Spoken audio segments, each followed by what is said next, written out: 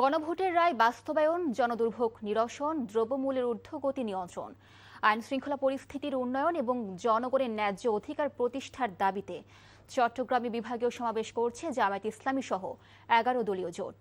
এতে প্রধান অতিথি হিসেবে বক্তব্য দেবেন জামায়াত ইসলামীর আমির ও বিরোধী দলীয় নেতা ডাক্তার শফিকুর রহমান, এনসিপি আহ্বায়ক ও বিরোধী দলীয় চিফ হুইপ নাহিদ ইসলাম ও এলডিপির চেয়ারম্যান কর্নেল আহমেদ সহ ১১ দলের নেতাকর্মীরা বক্তব্য রাখবেন।